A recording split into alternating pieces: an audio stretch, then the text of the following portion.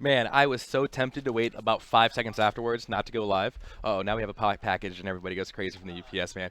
What's up, everybody? Welcome to another great episode of Gigantic Motiga Monday Thursdays. I need to come up with a good title for Thursday's broadcast. I will give somebody 2 chickens and a cow to anybody that comes up with a great catchy little theme for our Thursday stream. It's just so hard to come up with something with Thursday. Anyways, for people out there in Twitch TV land, welcome to the greatest place on earth. No, about that. We got a great show for you guys today. We've got a little bit of skin reveals. We got MOK. We've got Finney. We've got Devin. We got Nick. We have such great interviews lined up today. I'm excited. You know, one of my coworkers came up to me like, Thor, you're really good at streaming, but you need to stop saying I'm so excited. I'm like, but I can't help it. I am. I'm so excited. Right before we actually went live, we actually had an in-house game we were throwing down, and everybody started screaming at each other and be like, oh my gosh. And it was actually fantastic. So I got a little bit of hype. Anyways, guys, welcome. Hope your week has been okay. I hope it's been as good as mine has, because it's been absolutely fantastic here at the office. On a side note, Finney's gone. My first interview is gone, so I'm going to stall a little bit until I find out exactly where he is, but that's okay. Wow. So I'll give you a little insight in the studio. We've been all cramming away at this next huge update for our alpha, and it's been going extremely well. Energy at the studio is at an all-time high. We finally got all the bugs figured out, and really exciting time here at the office. Everybody came together, really kind of put their heads down and kind of, put their nose to the grindstone. I'm so excited. For our community. And on top of that, a big shout out to the guys over at GG Unleashed. Right before the stream, guys, the friends over at GG Unleashed hosted a European Community Council. I don't know if you guys were tuned into that. It was absolutely fantastic. Some of the best broadcasters over there. We had Penta Roble, we had Board Brit Gamers, say that 5 times fast, and then we had Trinilord. I call him Trinilord. He's an old friend of mine from a different community, but glad to have him over there doing all kind of cool stuff for GG Unleashed. If one of my mods in chat can go ahead and link that website, really great stuff. EU community has always been very close to my heart, and for them to come out there and kind of do a show before ours, internally grateful for them over there, and it's really cool. It's really cool to give a nice insight on what's going on for the community aspect of it. That being said, wow, it is almost the weekend. Oh, I'm so excited. That's what Toomey says. I'm just getting so excited. We've got a really great show today. Part of my job is kind of highlighting the developers at our studio, and I can't think of anybody better than the 4 that I picked out today. That's not true. Everybody at the office is absolutely fantastic, and while I'm so excited to show these 4 today, I wish I could just take a camera and just shove it inside the studio and just videotape everybody all the time, but I feel like they would resent me and kind of rally against me. So we won't be able to do that, but between now and beta launch, all that shenanigans, and even after that, we're going to be doing really cool insights on the developers here at the studio, and today that's what it's all about. We got a show today about design. Last week we had a show about what is Motiga, who is Motiga, where are we going as a company, and this week I decided to kind of take a step back and really talk about what is Gigantic at its core, what is design, whether that's character design, whether that's level design, whether it's just top-down design, and today is going to be all about design. So, anyways, when I get an update on where Finney is, that'll be nice. Until then, you know what? We're going to impromptu Toomey. Toomey, get over here, buddy. Uh-oh. All right, here we go. This is what interns are for, roasting them live on stream. Toomey, how you doing, buddy? I am doing great. How about you guys? Doing all right. So yeah, you're about to graduate, my friend. Oh, dude, I am pretty stoked. I was going over the plans in my head the other day, and I was like, man, I graduate and I walk on the 14th, and then on the 15th early in the morning, I fly out to Las Vegas for E3. So it's like the second I graduate, it's nonstop. Nice. It's go. So I'm pretty stoked though. Nice, awesome. I remember that moment back then, way back when. I was like, man, and then you're here hanging out with us every day, and then right after that we got Gamescom coming up, and that's gonna be exciting. I know you're putting a lot of work in over there. Oh, I love Gamescom, and I'm super jelly. I don't know if I'm going yet, but I'm super jelly for everybody confirmed going because, like I said, our EU community actually had a community council before this stream, and they're getting really hyped over there. I know you're gonna be working very closely with the cosplay community. I'm looking to do that. Yeah, little things going on, so that's gonna be fun. And I'm excited. A lot of people in the community are coming together, and unfortunately, with the game being under NDA, there is that roadblock. You can't particularly say I'm in the alpha because that's just something we can't do right now. And it really, to me, it's about things to come. And when the gates get shut down and everybody's able to be like, hey, I didn't know you're in there for the longest time, it's going to be great. It's going to be absolutely. Thor sure has put on weight. Oh man. Oh, No, you know what I'm more concerned about is this picture that Hi-Rez Kate just tweeted out. Uh-oh. Oh no! So it's a picture that somebody took off my LinkedIn, which by the way I haven't updated in like 9 months since I started working here. Oh man, it's pretty bad. It might break your computer screen. It's like me looking like Ernest Hemingway. I got like this like black neck sweater on and like the most just. Oh man, I can't grow a beard. I can't grow a beard. That's quite unfortunate. However, one of the big reasons why I wanted you to have before the great and all-powerful, Oz, but I think of Finney as the great and all-powerful Finney, because he is the head of VP of Development. Absolutely amazing. There he is. I see him coming down. Oh man, he's gonna take my chair. But I know we're looking for interns, and the site's always updating. So, and this one, I want to get out of the company. So, guys, keep it peeled on the intern section of our website because there could be things coming soon. Things coming soon. Absolutely. And any cosplayers out there or people interested in cosplaying, definitely hit me up. Geek Faye, I think I saw a comment in there that someone was supposed to contact you. I'm not sure what that was about. About the swag bag and yeah, okay, so that's the intern Geek Faye. Get him. Dude, swag. Okay, so right now we are trying to get that stuff out. We appreciate the wait. We're definitely a little out of swag right now. That's a really nice. That's a really nice. Really nice bash you got there. Yeah. We're replenishing it very soon, though, and we'll get those out as soon as possible. We know that you guys have been waiting a while for that and are super stoked to get it, and we're super stoked to send it out. So, without further ado, I'm going to let James Finney jump in here. All right. That's what I'm talking about. Thank you very much, bud. Thank you very, very, very much. All right, guys. What you guys been waiting for? Here we go. You can just squeeze on through there. There we go. I know, this awkward small space. Hey, Telder, how you doing, buddy? Here, I'll let you get in there, my friend. All right, there it is. I was so scared. I didn't know where you were. I turned around. I was like, oh my God, he's not here. What happened to him? Yeah, sorry about that. No big deal. It's just that I'm terribly inconsiderate. I heard you're making a video game, and I hear that's quite time-consuming Yeah. from your perspective. Ladies and gentlemen, it's my honor and pleasure to introduce James Finney. How you doing, bud? Pretty good. Pretty Nice. good. Not too bad today. I hear it's been crunch time around here at the office. We've been working on a lot of stuff. A lot of stuff. Yeah, we actually try to make sure that we keep things as even as possible during development and that there aren't too many crunches. But, every now and then you run into a little spike. So there's been one of those recently. I gotcha. Yeah, I mean, recently, I don't know what's happening. Something's happening. Amazing. So, James, you're not new to the industry at all. How about you introduce yourself and kind of talk about what you do for Motiga? Sure. Yeah, so I've been making games for a living for a little over 21 years now. How do you do it? You look like you're right out of high school. And did you find the liquid Lazarus pit or something? I don't understand how you look so young. Obviously, I've not been working on wearing these headphones correctly for nearly as long. No, I'm I'm in my 40s now, so it's not that far off. But definitely it was a little different when I started in the industry.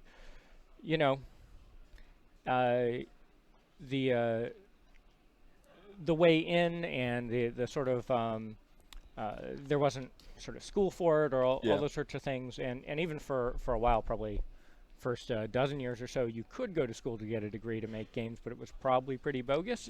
And it's gotten a lot better as far as that goes, where there's sort of a legit training that you can get. But so for me, it was a matter of kind of just jumping in, getting a chance, seeing an ad. Imagine this is essentially pre-internet. In Yeah, terms of in stuff, the right? newspaper, you get a penny saver. Oh yeah, no. Yeah, started out as a programmer working on a Super Nintendo game. Wow, so that is amazing. that's that era. And then have been doing that pretty much ever since. Switched from being focused on engineering to design. 3 years in or so, yeah. All right, nice, awesome. So what is your official title here at Motiga? So, introduce myself different ways at different times. I am the Vice President of Product Development, but I always feel like that makes it sound like I don't actually do anything, right? Like I'm just in meetings, and there's I'm certainly Galactus. there's certainly a lot of meetings to do. So really try to focus on, when possible, my duties as a creative director or lead designer, focus on just trying to actually make the game. Nice. It's funny, guys. I've said this before in the last stream. I'll get out at like around 8 o'clock, and I, throw my bag over my shoulder. I'm walking out, and then I see Finney working on something. I'm like, that man is so dedicated. I just like it every single time, and it's actually really refreshing to see this as a company. I see so many people, working around the clock, and just definitely brings a smile to my face when I see everybody working real hard on that. Yeah. So Finney, what are some games you've worked on in the past, before you came to Motiga? Sure. So I started out at a company that would later become Blizzard, and was there for games like Warcraft 1, which I didn't really work on. Warcraft 2, Diablo. I was the lead designer and producer on StarCraft. Wow. That's usually the big one that I think people we'll heard of talk about, StarCraft or something like that. I think you used something out there. Nice. Worked on a few other games after that. One that's not really, wasn't a huge commercial success, but I'm always pretty proud of, is a game called Sacrifice. Okay. Put out by Shiny around 2000. It was somebody, as sort of a stretch, I think it was one of those things where someone was writing an article to show how clever they were, sort of traced the lineage of MOBAs back to Sacrifice, which was a real-time strategy game controlled from a third-person perspective, and you were summoning creatures and sort of controlling an army from there. And then, a little over 10 years ago now, came up to Seattle to join ArenaNet, and was lead designer on Guild Wars, and then director of game design there for Guild Wars 2. Wow.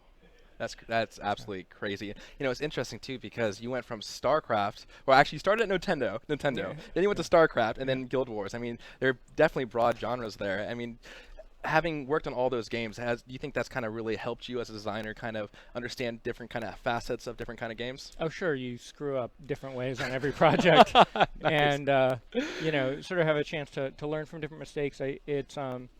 It's really been fun. I've been fortunate in terms of being able to have opportunities to work on lots of different kinds of games, and every time it's a new set of challenges. The thing that's always appealed to me about working in games is that it's hard. Yeah. There's obviously a lot of hard work involved. I think people generally who follow game industry know that, hear the horror stories. But also, there are a lot of really talented people out there with great ideas that, on the one hand, you get inspired by the work that they're doing and have a lot of fun with that. Yeah. On the other hand, you're trying to outdo them. Indeed.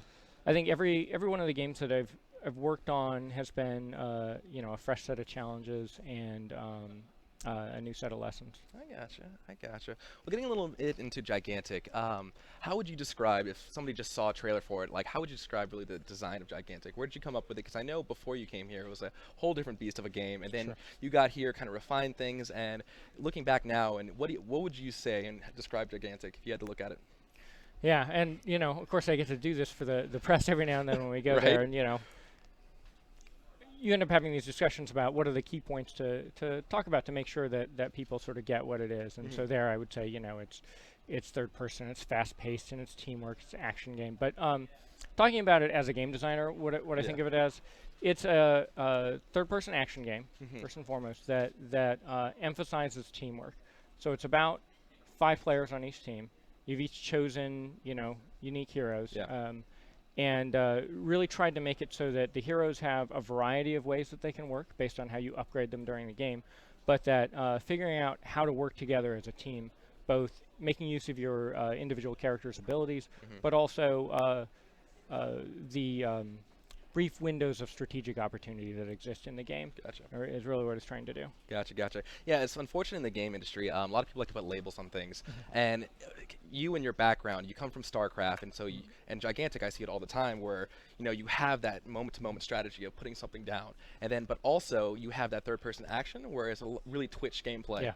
and it's cool seeing your pedigree and see how a little bit of that kind of lines up. Yeah. Because Guild Wars was not as fast-paced, but it's still very, very much more fast-paced than StarCraft. Yeah. And moving forward, moving forward, are you happy with your past experiences with the games, and do you feel like they prepared you for this game in particular? Definitely drawing on all of them. It's in maybe more abstract senses than people see, but Gigantic very much is trying to build on things that I thought worked well and things I had trouble with in StarCraft and in Guild Wars, especially Guild Wars 1. Like a lot of the core structure to Gigantic is actually GVG from Guild Wars 1 Yeah. re-envisioned, and a lot of the core game mechanics are totally different, right? The I can experiences. feel Evan's gaze. He's like, Guild Wars? Yeah. Did I hear Guild? Yeah. Did I hear Guild Wars?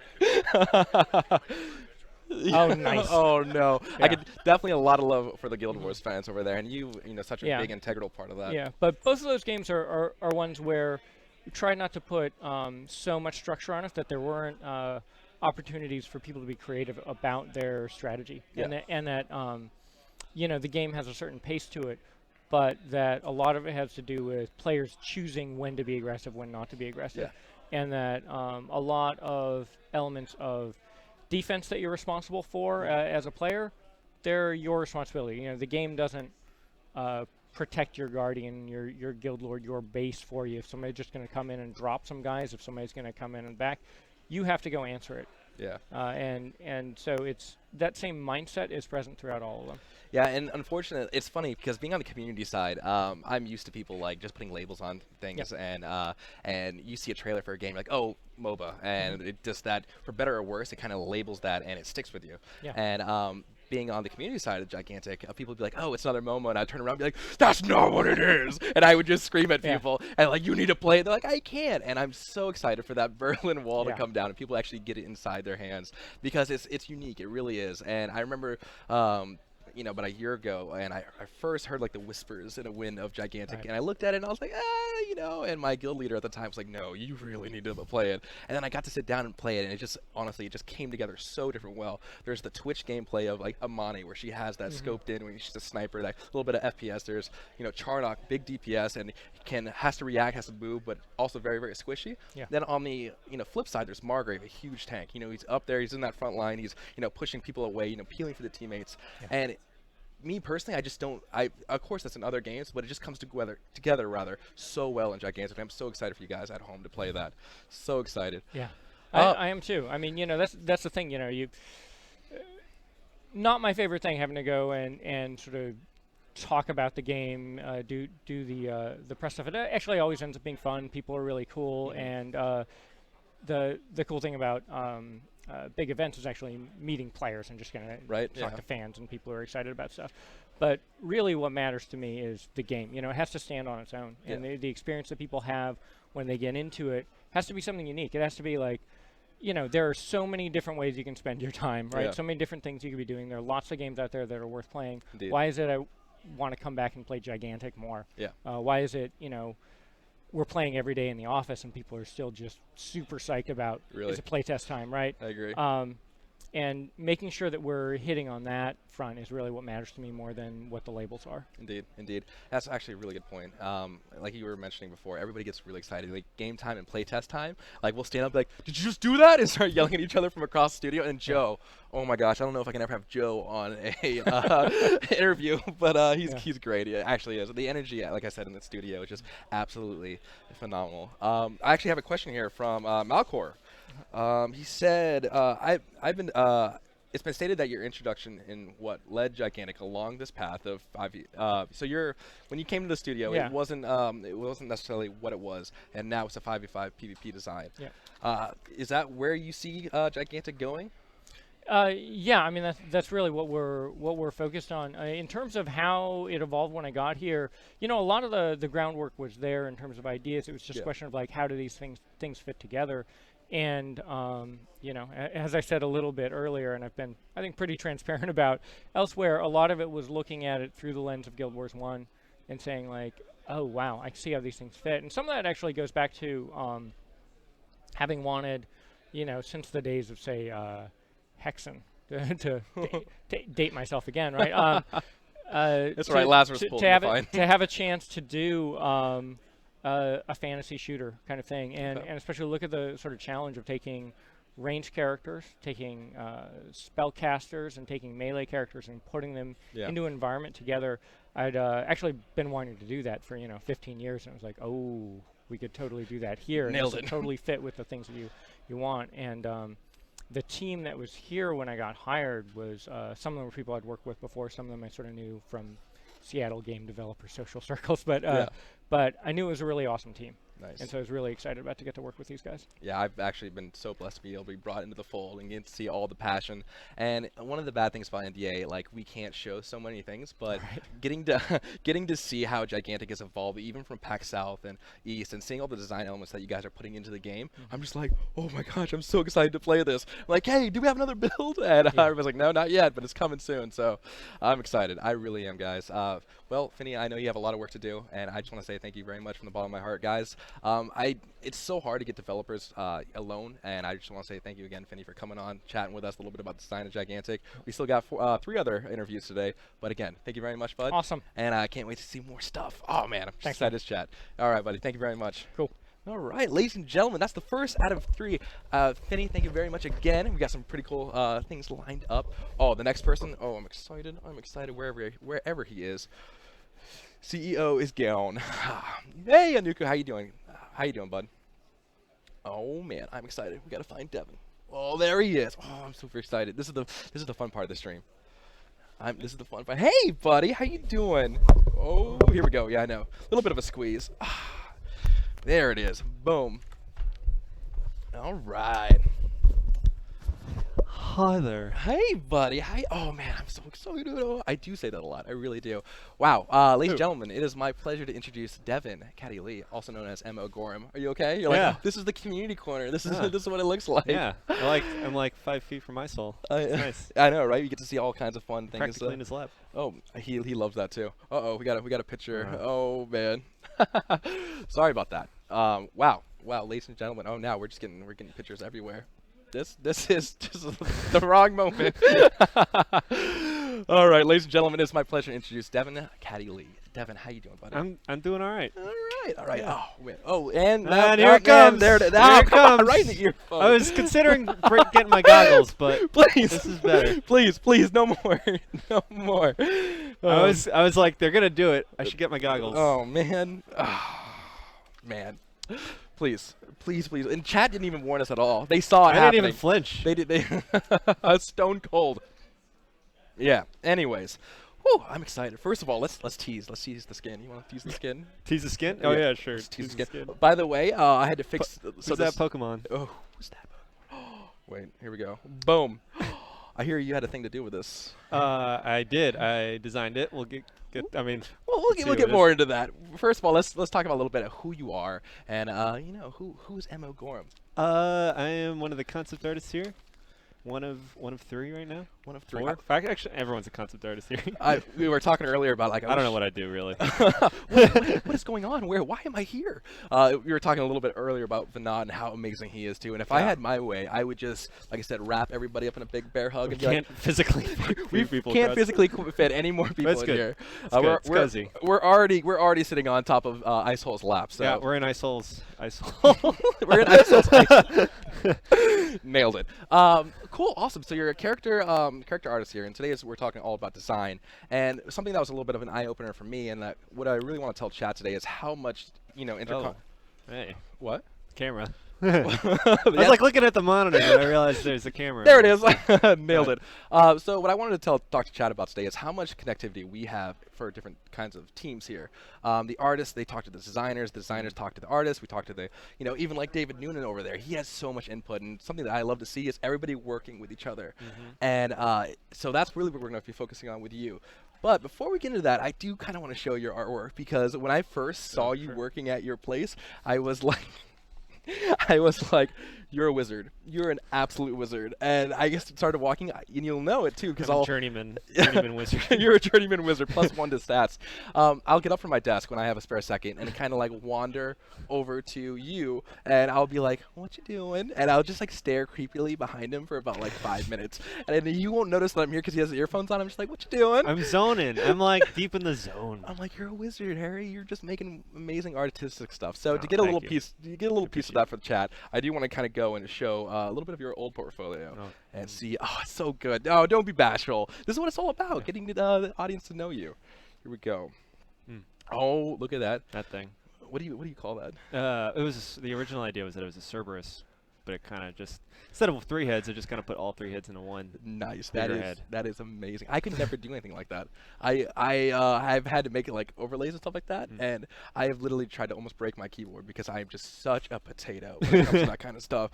Oh man, my potato is legendary when it comes to artwork. So, nice. I saw. I do pin up stuff. Oh, Sometimes. it's so good. You know, it kind of gave me that little like Agent Carter feel if it was cartooned. Yeah, I looked at that and I was I was like, definitely going for that doo-wop-y kind of I vibe. like it. Yeah. I like it. As a Motown man. Yeah, I love that. I was like, that is Oh, you absolutely like Motown? freaking Motown's amazing. awesome. You know what's sad? That I'll never be able to do anything like that. I've had so many arguments with artists like yourself. I'd be like, "You're so magical." It's like, dude, it's just hard work and working. I'm like, It's a no, lot it's. of work. I'm like, no, it's not. It is talent. It is voodoo. It is voodoo up in here. Nice. You have always practicing. Never-ending struggle. The struggle. the never-ending struggle. Oh, I really love this one. Yeah, this one was for Imagine FX magazine. It was like a tutorial kind of a thing, and they wanted me to do a painting demo for a character design thing. Oh man, somebody in chat just said Motown, M-O-Town. Oh, Oh, no. how come nobody's taken that already? That's a good one. That's a very good one. Sama, good one. Nice, absolutely love it. It's just what was the design process of that one? It was almost looks like a dragon, and people are shooting. I can hear the gunfire of Nerf guns in the background. Oh, it's relentless. It never ends. I've pretty much just drowned it out until one of them hits me in the eye. Yeah, yeah, That's right. what the goggles are for. Indeed. So it almost has like that dragon-esque, samurai. I like Oh it. yeah. Yeah, Liked it. definitely took some influences from Samurai. Yeah. I liked it. Boom. And this one. This is You gave me this picture, and I was like, and I cannot unsee this picture anymore. I'm like, thank you, buddy. I got your file like at it's like kind of gross. 3 in the morning, and as I was going to bed, and I'm like, I'm done. That's enough internet for one day. Yeah, it's weird. It's something inspired by a book series called Dune. Yeah, it's one of the characters. He's like a worm thing. That is I don't know. grossly awesome. I Can't love really it. spoil spoilers. Oh but yeah, I gotcha. Absolutely freaking fantastic. So, how long have you been in the industry, my friend? Close to 10 years now, at least. How come everybody looks so young and they've been in the industry for so long? I don't know. understand. Well, games, I guess. Games been playing around. Maybe that's the secret. If you want to live Yeah. forever, be a game developer. Yeah, I guess so. Yeah, that's the secret elixir. Segue. How did you get in the industry? My first job was at Turbine Games on the East Coast. Okay, Florida. Florida? Oh no. It was in Massachusetts. Massachusetts. Okay, because I think they have a Turbine Studios down in Florida. I'm not sure, but I think there's something with a T that's in Florida. Yeah, that was my first job doing contract texture art. I wasn't a concept artist. Okay. On start, I was a texture artist, and I would do like texture on models and do variants. It was like a million armor sets, and I just did like variants and everything. It was really a million. It's truly a million. Nice. Somewhere out there is a cabinet with a million artworks from Gorham. Yeah. Nice. So did you go to school to be an artist, or? I did. I ended up at Rhode Island School of Design, and yeah, it helped me a lot. I had some ups and downs, and met a lot of cool people there. Nice. 10 points for Dryakos. Dryakos. I know there was something. It's Tiburon. Yeah, Tiburon. There it is. Tiburon. Boom. Nailed it. Oh, Tiburon, right. Yeah, that's the one I was thinking of. You're so good. Chat is literally a wealth of information. You feel like, I need to know what pi is, and just pi will start going up. Oh no, I shouldn't have said that. Please stop pi in chat. Anyways, nice. It's funny, getting to know so many artists, and I've been in the industry probably about a year now. I got to meet Nicholas Cole, I got to meet Lexi, and they like almost all know each other. I know there's a couple people at I went to school with Nick. Wow, he's a pretty good wizard too. He's wizarded a couple things in his day, and absolutely love it. Have so much respect for those guys and the artists, because again, to me, I'm just like, They're all super talented. you're doing voodoo.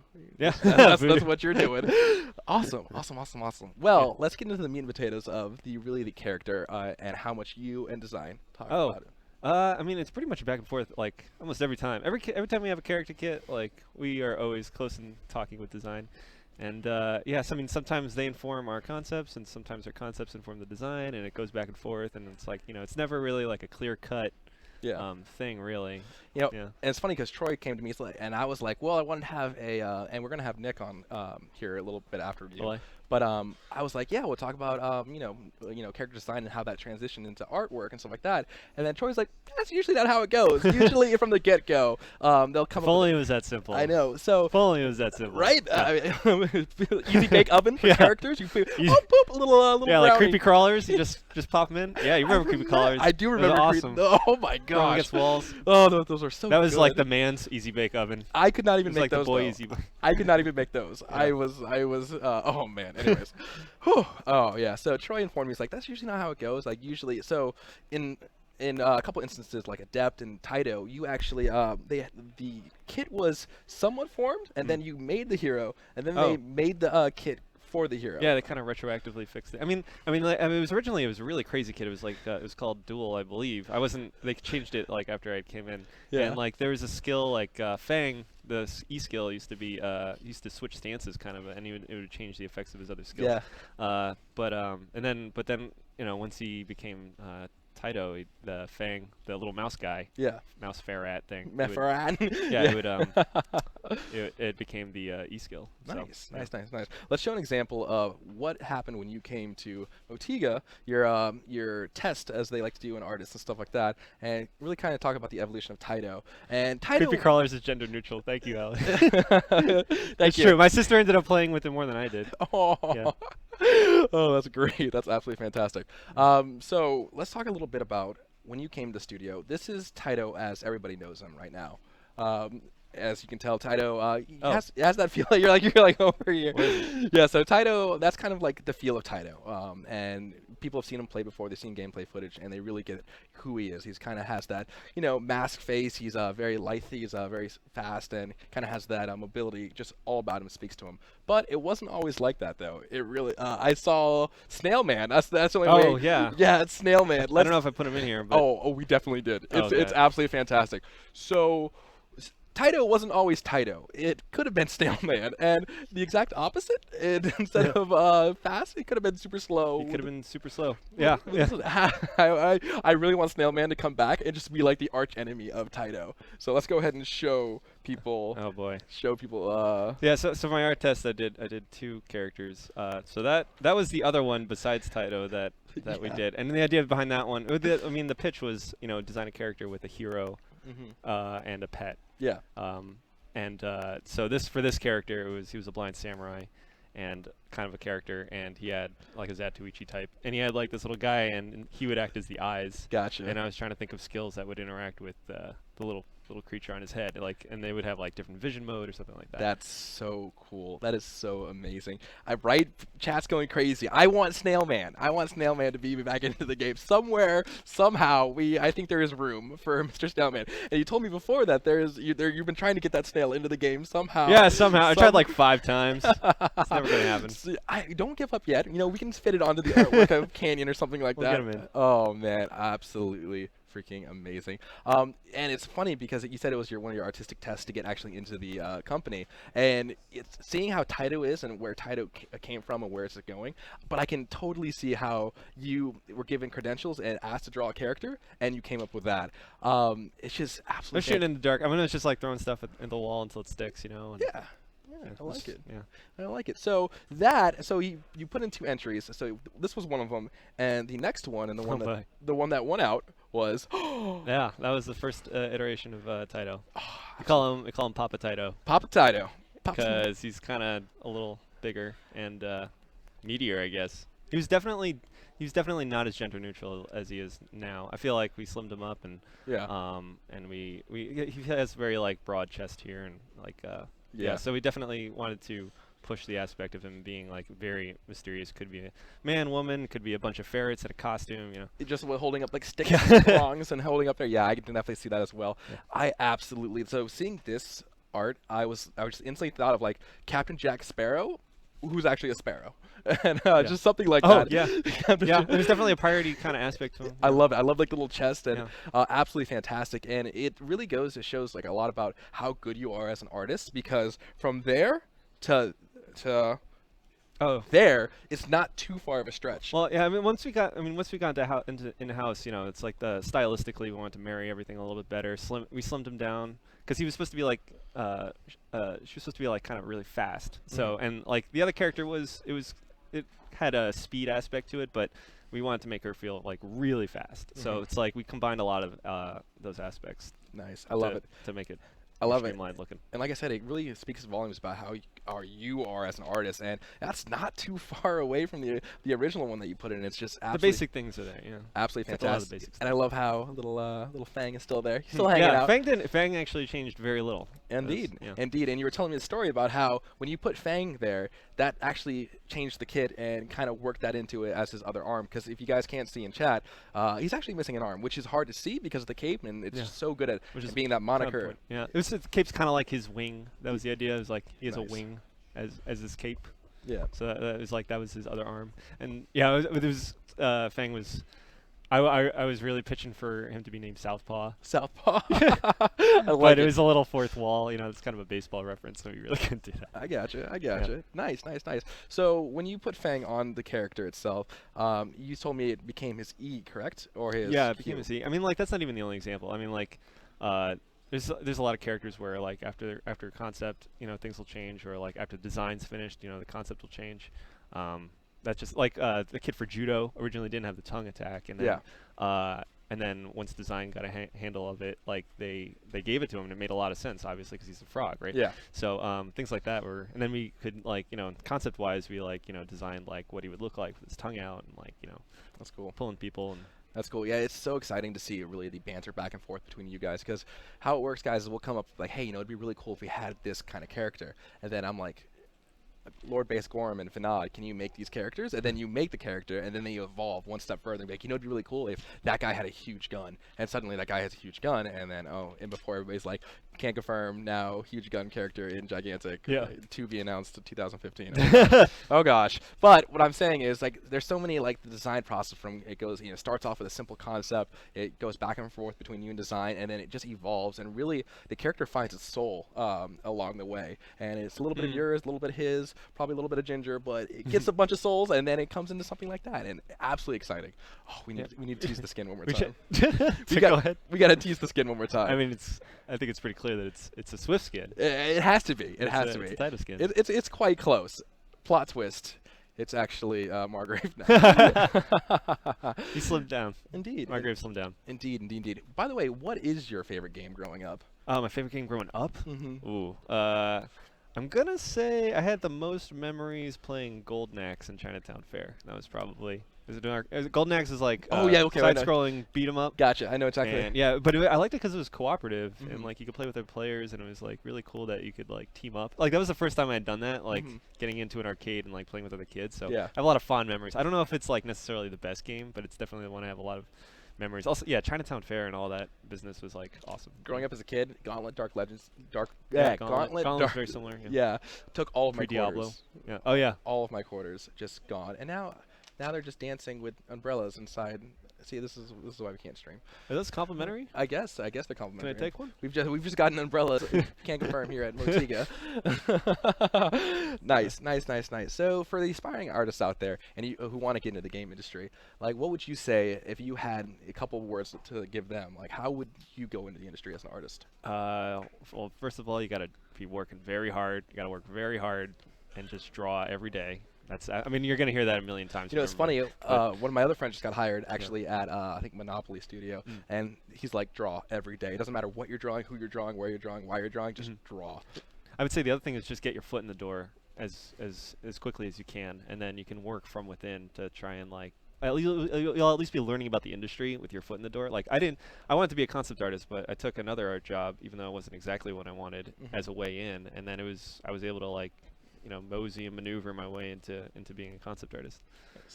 Nice. So Awesome. just get in any way you can, and then see what you can do from there. Keep working, and maybe you'll be as good as some of the artists here. They're absolutely fantastic. Games are fun. Well, my friend, are you ready to show that skin? Oh boy, let's do it. Oh, let's do it. Who's that Pokemon? Yeah, who's that Pokemon? All right, guys, we're gonna show Reverse Taito. Yep. Reverse Actually? Taito. You guys nailed it. Reverse Taito. Here we go. No, ladies and gentlemen, here is the skin. Oh, I'm so excited. Boom. Kind of a boom. Oh, it was kind of a slow fade in. It was. This isn't like a It- boom. We need an explosion. It's We like need a- graphics. yeah. You know, would be really good at making explosives? Artists. Artists. Ah, Yeah. got it. Nice. Well, Yeah. there you have it, guys. There's one of our confirmed skins for the game. Yeah, the idea behind this one is, I mean, Taito's kind of a traveler, and she just, travels the whole world, and this is kind of, since she's sort of have this international life, she has costumes from different cultures around the world, and this is sort of, this is definitely inspired by like, I guess I've just been watching a lot of Game of Thrones, but like House Stark. And, Yeah. but also like taking some stuff from like the Northwest Native American stuff, Nice. and like just combining. I definitely. You know what? Yeah. It's funny too because when I saw the skin, I instantly thought of Assassin's Creed when it was based in America and it had that Native American influence as well. That's right. And I was like, oh, That was a really cool. fluffy. All those designs are pretty cool. Yeah. And by the way, guys, we're it's Taito is technically gender neutral, so she, he. It's funny because Ice Hole. I'm messing with people. I'm just like switching pronouns. It's awesome. Right? Taito calls Trip a guy. Yeah. And he's like, yeah, he got me the other day as Trip rather. Yeah, Trip's definitely a girl. Well, Taito calls. Taito. Everybody's called different characters. Isol calls Trip a guy, and everybody's just it's such a troll too because you've been calling it a girl the whole entire. Yeah. Everybody's like, can't confirm. I don't know if it's a girl or not. So yes, see, look, man, Taito is a girl. Confirmed. Maybe, possibly. Maybe. Maybe it's neither. Maybe it's a bunch of ferrets. I still in a think Muppet costume. I still think it's a bunch of ferrets in a Muppet costume. Maybe. I'm excited. I'm excited. So, I've actually heard a little bit of lore about Taito. There is a little lore. A little bit of lore, and Yeah. and if that plot twist happens, I'm gonna be super excited for you guys. Oh, That would be really cool. it would be. Oh man, we're teases. Yeah. Stop it. Let's not give it away too well. All right. Well, my friend. Well. Here we are. Here we are, my friend. Any parting words that you want to give At to the the end of stream? all things. Stay classy. Stay classy. Stay classy, San Diego. There you go, my friends. Well, ML Gorham, I want to say a big thank you very, very, very much for coming on stream and giving us a little bit of your time. Yeah, thanks for having me. Nice. And I'm so excited to see your work in the future, where you're going to go with it. Everything you do here is absolutely freaking fantastic. Not to say you don't do bad things, because you killing me on Zenovio. Definitely check that. That's a bad thing. Check I that thought out. that's a bad thing. Yeah. I've definitely dived once or twice Nice, without my team. nice. Where's my team? Where's my team? You weren't healing me, noobs. And also, guys, I do want to hype you guys up a little bit. This isn't the end-all, be-all art stream. This is really kind of. I just want to talk a little bit about how much a artist gets to design a character and the feedback. There are so many great artists here. Vinod, we have so many great artists here, and getting the chance to really meet with them and having a discussion with them and getting to sit down with them, and kind of talk and maybe take artists, little requests and sitting down and getting to draw for them is definitely going to be a thing here at the that Motivia would be stream. fun, And you're going to be able to meet. Get Katie to do some live draws too. Oh, she's good. She's so. Oh my gosh, so amazing. Jeff. So many voodoo, so little time, my friend. Chinatown. All right, guys. Thank you very much. To say goodbye to ML Gorham. Thank you very much, buddy, for taking Thanks. your time. Awesome. If you can find Nick for me. that Which would be- one? Malay? Yeah. Artist. Great. Artist? Yeah. Oh well. I mean, design. You're too good. Too good at what you do. All right, ladies and gentlemen, we are 2 down, 2 to go. I hope you guys are enjoying the stream today. That skin, though, I'm so excited. You guys got crazy about it. I love it. I love skins. I love the variations of skins. I love color variations of skin. I love all those kind of skins. There's so many people that are like, hey, skins. I'm like, give me the skin now. But absolutely fantastic. What? Thor holding his keyboard in his lap? Where do you want me to hold it? I can't please Pluto. Gosh dang Twitch employees. How you doing, bud? Nice. I'm doing good. How you doing, bud? Good. Hanging out. It's Thursday. It's almost the weekend. Yep. It is almost the weekend. Ladies and gentlemen, I'm joined here by Nick. Nick, how about you go ahead and introduce yourself, my friend? Hi, I'm Nick. I'm a game designer. I wear a lot of hats. So I work on AI, hero implementation, design, balance. I used to do level design before Kate showed up. MOK. So Nice. thanks for her showing up. That Nice. was fantastic. It's like, I can finally do. So Yeah. it's the first time I ever met you guys. It was actually a really good story. So you didn't have MO in front of your name, and we were in TeamSpeak together, Yep. and you were like, "Who are you?" And I'm like, "I'm just a long lost wandering soul from a Yeah, different community." And then I got to meet you. I was like, "Wait a second, this guy works for Gigantic." And it Yeah. was definitely fun. I have a bad habit of idling in voice chat during our alpha tests without my tag, just to listen to what people are saying. You are kind of like the Batman of design. You go into the TeamSpeak. So if you guys do get to play Gigantic, maybe on some voice, he may be there watching, waiting wondering your opinion on the game. So Yeah. nice. It's almost the weekend. Any big plans for the weekend? Please don't throw things at me. Please don't throw things at me. Probably family. Family. I hear families approach. Yeah. Families definitely. Yeah, I've got 50 Yeah. cents. Thanks, chat. Well, nice. And I'm trying to get platinum in Bloodborne. Oh, little platinum and Bloodborne. I got you. I'm close. He's like, I'm close. Yes, I can So- feel it. Nice. Yeah. Nice. Well, let's talk about a little bit of how did you get in the industry? How does a man such as yourself get to where you are now with lots of hats? Yeah. So I sort of always wanted to be in the industry. In high school, I played a lot of PC games around that time, and I knew I wanted to do it. So I went to school for computer science, and I ended up not completing the degree and having to abandon my dreams for personal reasons. And then 5 years later, I went back and I actually went to the Guildhall at SMU, which is a master's program in game design or art or coding. I didn't finish my time there, but I did. That's because I got an opportunity to work at ArenaNet on Guild Wars. So I All right. sort of just left school. I was like, if I got an offer for a job, I'm going. Nice. And it's funny because Finney actually has hired me every time I got a job in a weird twist of fate. Nice. So You know, it's funny because your story's so I'm actually very thankful for that. nice. Your story's actually kind of close to mine. Way back when, and I know a couple people are in those days. EA approached me and a Twitch staff individual. He's like, "Hey, you should come stream our game." And I was in college for anthropology at the time, and my teachers sucked, so they were bullies. And when I finally got the offer and kind of went full-time streamer, they're like, "You should come over." And I'm like, "I 100% will." And the next day, my teacher was like something smug, like, "You're never gonna pass." I'm like, "You know what? I don't care." And Yeah. I know that feeling. That feeling is very close to my Yeah. heart. Yeah, I mean, when I was at school, the thing is, once I decided to not do computer science, it was really difficult to learn like tools and stuff on my own because you have a full-time job. Yeah. You're working. You have whatever else is going on in your life. So when I went to the Guildhall, it was a nice like this is what I'm going to focus on. And when you're at a school like that, there's a lot of work to do, but everyone there is super into making games and learning about how to make games. So you could just focus and like Nice. bask in all the glory of like the industry, sort of, even though Indeed. you're not there yet. But like, really dive into it and soak it up. And yeah. Nice. Well, the reason why I have you here today is because I want to hang out with you, and we don't get to hang out that Okay. much. Yeah, I know. The whole entire stream is just a facade. Sorry, guys. So how's your weekend? No, I'm kidding. yeah. I tease. Anyway. To talk about a little bit about design and character design, because growing up as a kid, there has been so many times where I've thrown a keyboard, broken a controller, and been like, "This character's broken," or "This character needs to be buffed, buffed, Sure. nerfed, take it out of the game, put back in the game." And everybody, I think, out there in Twitch chat has said something kind of like that.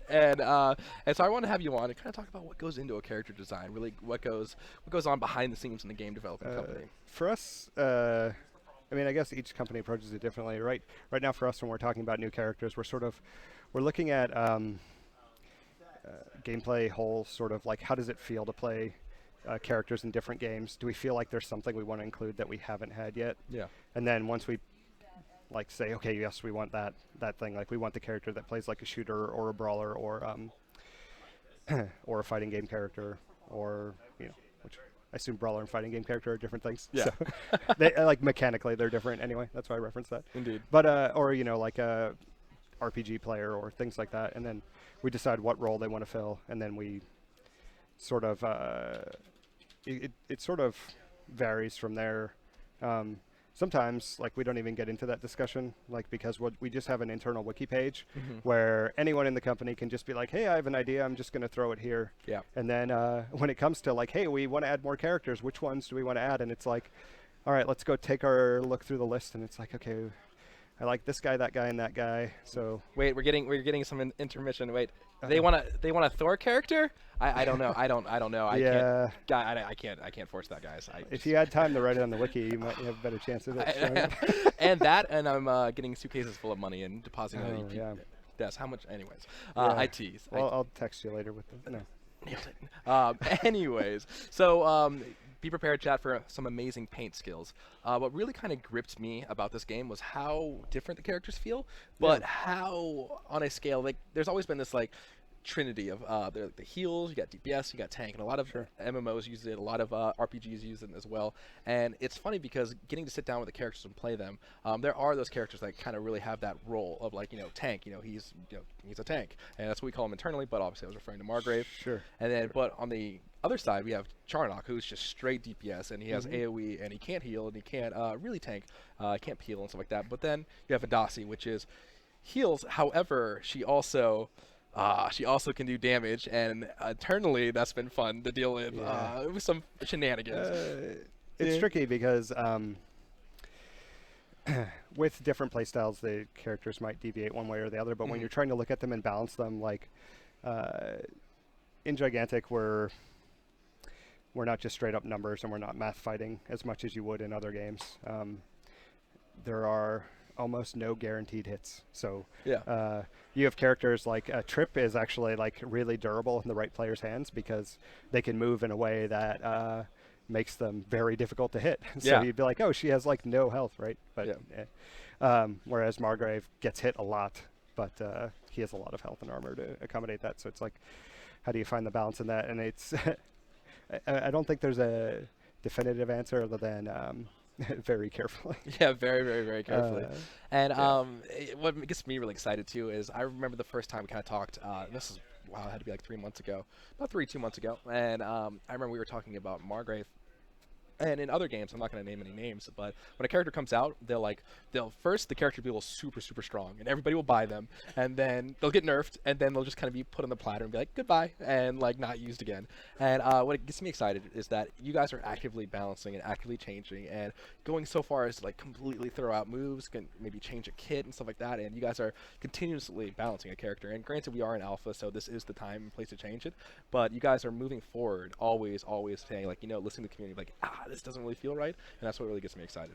Yeah, I mean, just because of the nature of how the game works, our production costs on characters are a lot higher than other games, like just the number of animations and effects and skills. And because like of our upgrade system, like every skill has 4 endpoints where it could end up at. We try to, sometimes that changes animation, sometimes that changes visual effects, stuff like that. But that sort of leads to a place where we want to make sure it's right. We don't have a huge number of characters, but we have a lot, and we'll be adding more, things like that. Indeed. But we want to make sure they're all viable as a result, right? Yeah. It doesn't feel fun. And something that I want to kind of hint at as well, so every character does have healing potential. When I put DPS and when I put Charnok over there, it's not to say that nobody can't, like there's a single character that just doesn't do damage. That's just not a thing. Everybody can do damage, and everybody can contribute to the team no matter what your role is. And so a lot of people, I saw it on the forum post, are like, but that character can't do damage. Like, oh no, let me assure you, every character can do damage. But it's really kind of their kit and their role and their really their spot on the team that kind of really dictates what they need. So yeah, I mean, hero composition on a team is definitely a big thing. But the upgrade system allows us to push and pull how you want to play the character in this session. So, if someone goes into a game playing Vadasi and they're like, I just want to kill people, and I don't care if my teammates hate me for not healing them, like I'm just gonna, We have a skin for that. Yeah. Oh man, look at that. Chat's gonna be like, what? There's a skin? Oh, kidding. Come on, guys. It's pretty cool. But yeah, I mean, you can mold the character to sort of fit a role you want. I mean, the number of roles that are possible for each character are a little limited, but everyone will have damage as an option, I think.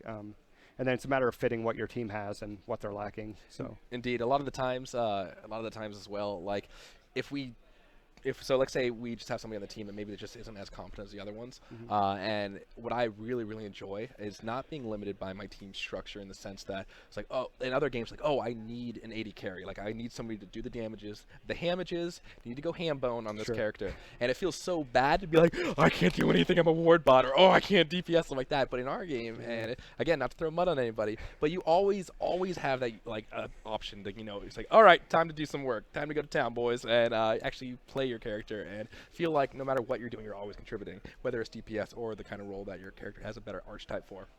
Yeah, I mean, all the characters, you know, the game rules allows people to be active in the session with spawning minions and Yeah. you know, helping with when their guardians pushing and damaging the enemy guardian. So even if they're not succeeding at killing other players, there's other avenues for them to succeed. Indeed. So So I got some a couple little clips from the Trinity that I have here.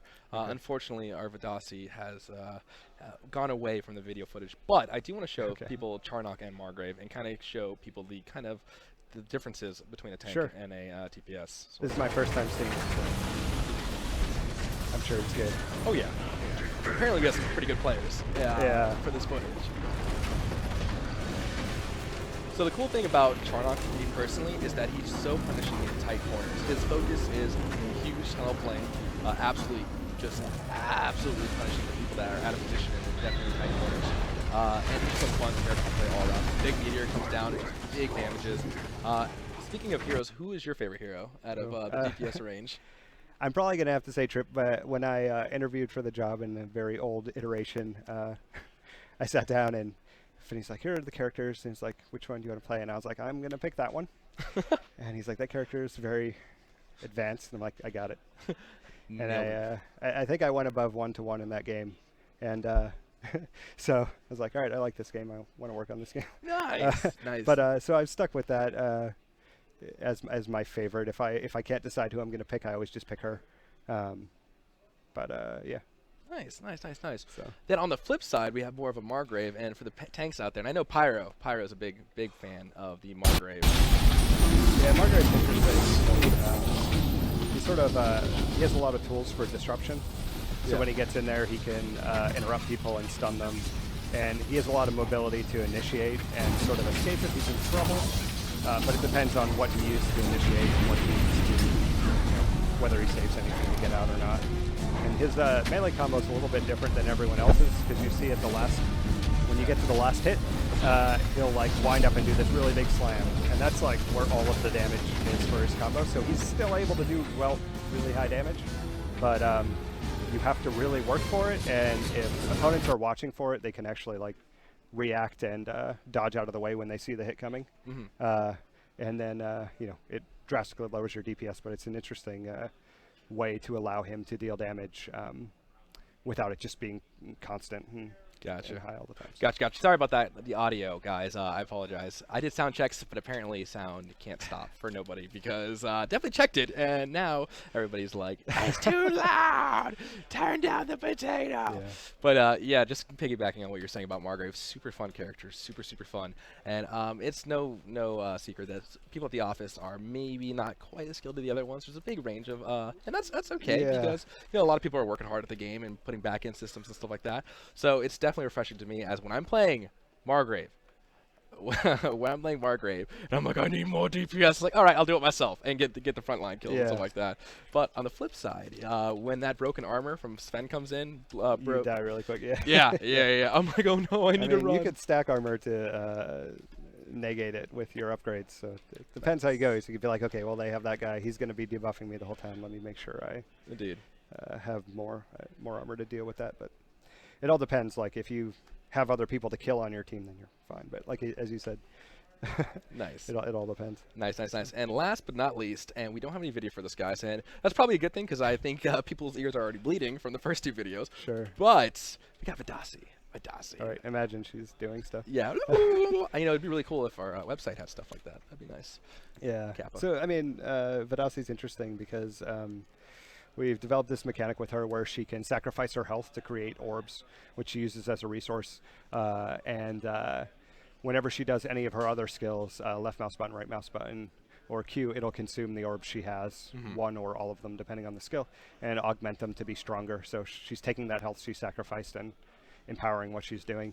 So if you're like really dedicated healers, they'll constantly be low on health because they're constantly creating orbs to push their health into their allies.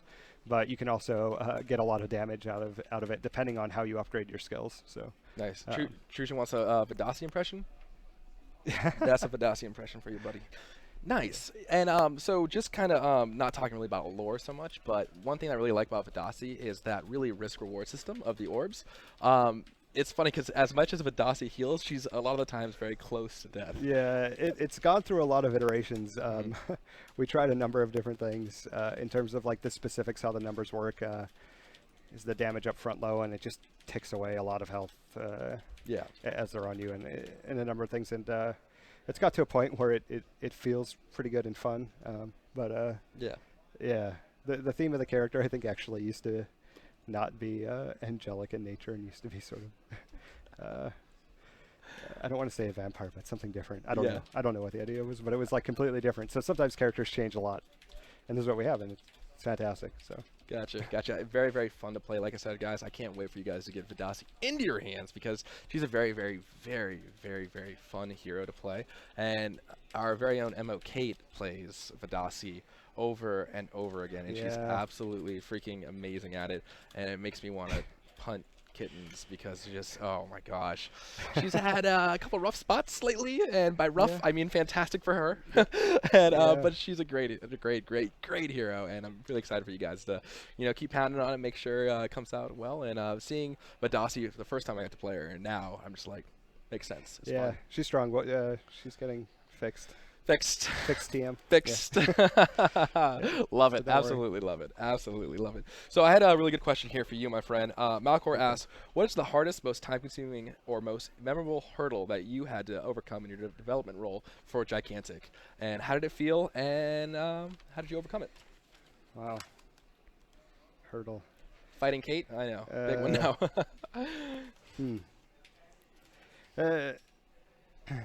A lot of times, I guess it's a long time ago. The way the upgrades worked is they were all additive, so it's like I can play this character and I can just buy all of the upgrades on skill 1. Then skill 1's really good, Yeah. and I didn't buy any of the upgrades on like RMB or Q or something like that. Okay.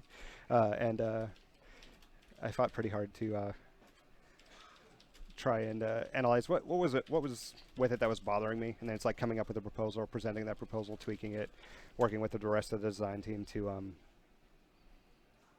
come to something cohesive. Like the passives were a completely different thing. There was like, I want to say 6 to 10 iterations on that. Oh no. And then but it all came together to something that gives us a lot of flexibility in terms of playstyle when you're playing the game. One of the things that was really important is that you could be reactive with your choices based on the enemy team composition and how they're playing, how your team's playing, things like that. Gotcha. And felt like the old system didn't do that necessarily. It was just always just adding power and stacking it, and you were getting everything. Gotcha.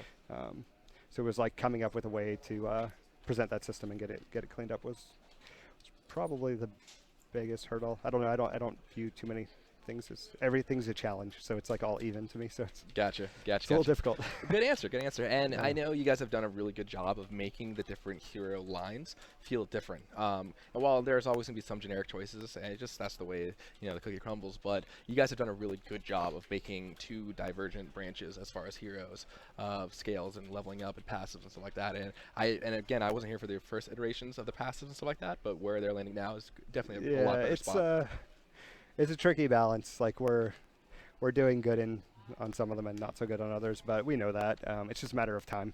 Yeah. Like there are very few of us designers, so we're prioritizing our time where we need to. But Gotcha. we promise it'll be good. Gotcha. And again, that's something that is Motika is very, very transparent about. Like, if there's something wrong, feel free to speak up and be like, okay, we may not change it, but we'll tell you why it's that way it is, and try to best facilitate that to the community. And again, when more and more people get to hands-on, more and more people get to give feedback, you guys will see that more in upfront light. But again, what really gets me excited is that if I ever have a question, I'd be like, why is this thing? She's like, oh, well, this is it, and that's a bug. This is not working as intended, or this is working as intended, and you're just really bad, Thor. And so, Yeah, I mean, a lot of times it's we put this upgrade in because we just needed to try and make a few quick changes before a major build went out. And yeah. we had an idea of how it played, and internally it'll play one way, but it's good to have the alpha testers playing the game, and Yeah. we look to them a lot for hey, this thing is really busted, or like, hey, did you know if you get X, Y, and Z, you just melt everyone? It's Like, like, oh, really? Oh, okay. We actually didn't know Oops, that. Thank you very much for telling us that. Oh man. Because when you're developing, it's very difficult to get out of tunnel vision when your tasks are changing every day. So it's great to have people that are playing the game and passionate about the game, just looking at what it is on the surface and telling us how they feel about the content and things like that. So it's super helpful. Gotcha. Well, guys, do you have any questions for MO Neo Matrix? I took one question from our buddy over there, Malcor. But if anybody else has any good questions for design, character designs, how you balance a character, do you just throw it out the window? Do you you pound on it? Please feel free to answer out in chat, guys, with a Q. Because if you guys want to know something about characters, this is the guy. This is the guy. And Carter. Carter's not here. Carter's not here. Man, had too much fun at a. Do I like books? I do like books, but I hate reading them. Okay, fair enough. It's terrible. Sloth. Figure that out, yeah. Nice. All right. But yeah, I mean, it's very interesting working on balance and implementation and things like that. Because you might focus on one character, but you have to take a step back and look at the whole, right? Like, if I make this upgrade change on this character, does someone else have something that's really similar, and how does it relate? Is it actually worse or better? Nice. Like that. Lux asks, favorite character you've designed or helped worked on? I've designed or helped work on. You know, like here, I can't claim I've designed any of the characters. Like, it's such a collaborative effort that I feel like I'm preaching, saying everything is this lush green. Right. but it's like it's true. So like everyone has input, but I think probably the thing that is favorite is Margrave. We made some changes to Margrave, and along with a bunch of members of the animation team and the art team, like we put together a proposal where he starts punching things with his giant hand, because he has this giant glove that looks like it's just going to murder things, and instead he was creating like these little weapons and hitting them with the weapons, and it's like, why is he not like, I remember that. Why is he not like the Hulk and smashing things? So I remember that. that was probably the favorite thing, because then we changed the feel of the character a lot, and you really did. It turned out pretty well, I think. I think it did. So I remember exactly what you're talking about. So for the original concept art, I may be able to get to this to you guys on Twitter. Margrave almost conjured weapons out of his hand, and he would attack. And then halfway, a little bit longer, a couple months later, he went really visceral in his attacks, and I definitely really enjoyed the feel of it, because you could feel almost like that scene from the Avengers when Hulk grabs Loki and slams him to the ground. Yeah. That's how Margrave feels. I mean, you see this big hulking dude, and he actually, if you can see his face, he like looks really angry all the time. So it's like, why is he like doing this more what you could perceive to be elegant thing of like creating this thing to hit this thing, or using finesse, but like that changed. You know, we had this discussion where it's like, do we think we can make a better character that swaps weapons? And I think the answer was yes. Like, we can make someone that embodies that better. Cool. So not saying we're going to, but there it is. Next hero confirmed. We haven't weapons. committed to that, but it's just like, if we will, Thank like you, know, it doesn't. You know, it doesn't fit him as well. We want to make sure that the design is pure around the character, and it fit him better to be smashing things with his big arm. So Gotcha. Yeah. Well, I've taken enough of your time, guys. I want to say thank you very, very, very much for MO Neo Matrix coming out and hanging out with me, talking a little bit about character design. Yeah, man. It's an exciting future. I am so excited to have this conversation again when we are out in the open, and people can scream at you and be like, why is that character so overpowered? And I'll be like, listen, just tweet him and just yell at him. No, I'm kidding. I would never. I'm not on Twitter. Nailed it. Safe. That's all right. Well, thanks a lot. All right, man. We'll see you. Take care. Ladies and gentlemen, we are 3 out of 4 for hero designs. Wow. For character interviews, he is a character. But developer interviews, now people are just throwing more and more stuff at my desk, area zone. And thank you, Troy. Thank you for giving us the wonderful, I want to say the word, but I can't, the G cardboard box thing. Get this out of here. All right, I need MO Kate now. I think she's still watching it. Can I have a gigantic shirt? No. Maybe soon. We need Kate. There she is. I see her. I see her. A wild Troy has appeared, and Troy dropped off the... Uh-oh, there she comes. Yep, JC Santos, he did come on, and we talked about it. We talked about your question, too. JC Santos, how you doing, buddy? Good questions, by the way, my friend. There she is. Here we go. We got MO Kate. Oh, my gosh. Get out of here. This is... I didn't do this. This is... See, that's Evan. We can never just have a. We can never have a professional stream. Not in this. We either have conga lines, not Congo. Congo is a location. Yeah, interestingly enough, Congo and Congo lines are completely different things. Do not look up Congo lines on the internet. You will not get the same thing, I promise you. Hey, how you doing? Hang on, I have to adjust. That's true. You do have a. Tiny, different head. tiny head. I was gonna say different. There it is. There it is. Hi. How you doing? Hi, I'm good. How are you? You're actually like on time. I didn't have to chase you down and find you. I know. I was paying attention to things, and Nice. I haven't had lunch yet, so I had like one thing of sushi. one sushi, one whole sushi. Sushi. I'm on a diet, as the chat likes to point out. Somebody's like, "Is he gigantic or fat?" Aw. I'm like, "Oh no." Oh no! Oh, chat, be nice, chat. Anyways, so that was the last of goodwill between she and I. Kate, how you doing? I'm good. I've been crunching really hard on some of the new map updates that we have about to roll out. I think I saw Uh-oh. Evan post earlier in chat that we might be pushing out some alpha changes later Yeah. today. Yeah, I know. I'm so excited. And I kind of alluded to that a little bit earlier. Everybody's been kind of working very, very hard, pulling a lot of late nights here. Things are breaking, things are fixing, things are breaking, and we're fixing. And that's just how it goes in the design and, development world. So, Yeah. So I heard you're new to the whole northwest? Pacific Northwest. Pacific North? Is that what they call it? Yeah, that's Nice. what they call it. We're actually like East Coast. We're the newbies. Yeah, so Thor and I are recently transplanted here into the Seattle area. I just moved here after living in Georgia for the last 8 years. Originally, I moved down to Savannah, Georgia for school, and I went to the Savannah College of Art and Design, studied game design, minored in architectural history, and that's kind of where I got my background before I got into the industry. Nice. It was a lot warmer there. It is a a lot lot less chilly. I think I've been cold since I've moved here. Yeah, I remember you walked in the first day. You're like, I'm so cold. I'm so cold. It's so cold here, guys. It's true, but it's nice. We've had a couple nice days as well.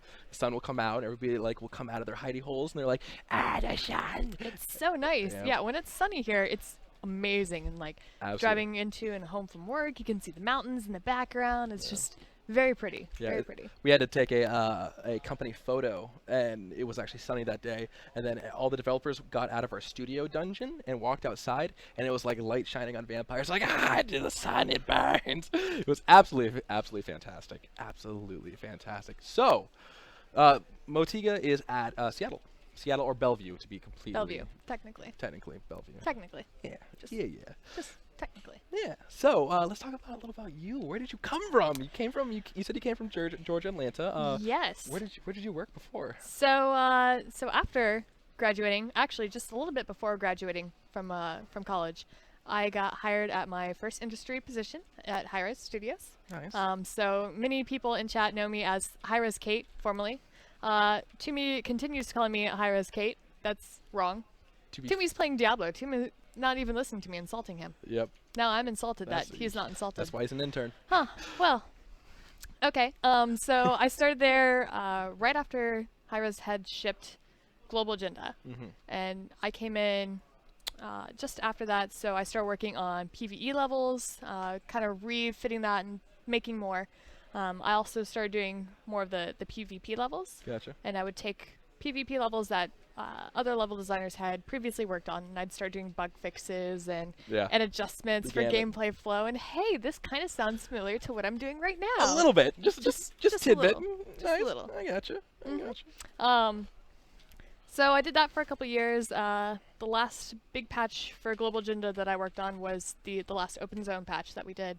Okay. And actually that was a really small team. There's about 6 of us who pumped out a whole new open zone, a whole bunch of new quests, new PvP maps, new raid maps, new Alright. PvE maps, and that was really fun.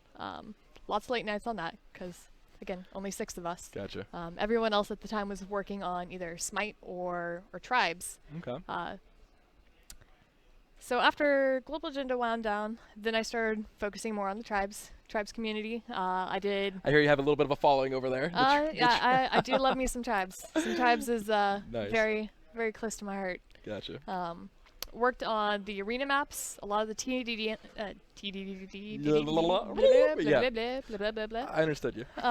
TDM maps, the team deathmatch maps, Gotcha. and I even managed to get in a capture the flag map called Canyon Crusade Revival, which is a adaptation of an earlier Tribes map called Canyon Crusade. Gotcha. So I could also get a little CCR illusion in there too. But you know, Clearwater Creek Revival. I gotcha. Yeah. Okay, a little Yeah. bad mood rising. Well, you had that glazed look. I so didn't I have had to. I saw chat making fun of me right now, and so I was like, "Rrrr." So no, I got a little bad mood Okay, rising in me. okay. I know. I I'll got give you the respect for credit the for that old. I got a little respect for the oldies as well. I grew up on them. So I did that for a while, and then it was pretty much all hands on deck for Smite. Gotcha. And that was personally a little less exciting for me. I'm not super big into the MOBA scene. And there weren't quite as many maps that needed to be developed for that. I gotcha. So my main priority on that was to focus on doing things like bug fixes and adjustments to existing maps. Sounds so familiar. I also got to do the assault map, which was the ARM. Yeah. All random, all mid map. I also worked on Siege, which is a 2-lane map. Kind of a little different strategy there in terms of how the gameplay functioned. And Tutorial. Nice. It's funny because when we were at PAX East, I heard whisperings of High-Res Kate, and like, is she coming to work at Motiga? And I was like, I've never heard of her. And they're like, oh, she did the Assault map or the ARAM map. And I was like, oh, I love that map because it's all like Norse and all cool looking. And I was like, this is amazing. Yeah. As somebody that played Smite for so long, since the very, very beginning, I was like, and I saw what it was to what it did and what it became in your work. I was like, she's a wizard. And it was absolutely amazing. So when I heard you were coming here, there was a lot of respect. It turned into hate and anger, but that's just normal. Well, hate is one of my nicknames, as you've come to learn. I have. Not a day goes by at the Motiga office where we're not trolling each other and yelling at each other and all that kind of good stuff. And you've earned your nickname well, MO Hate. So. I try. Or I you hear it's part of that Vidasi. Yeah, Vidasi. We kind of messed around a little bit earlier on stream talking about how you and your Vidasius Pro Maximus, that character. Anyways, I love it. Good character. Kappa. But yeah. So let's talk a little bit about what you're doing here. All right. Well, speaking of coming in and taking over maps that already exist, Right. That's been my number one thing here at Motiga. Part of that was to help me get familiar with some of the mechanics, the layouts, and the new AI system that Gotcha. Motiga has developed for use in Gigantic. Being able to have the huge guardians that rampage across the map and destroy things as they go along.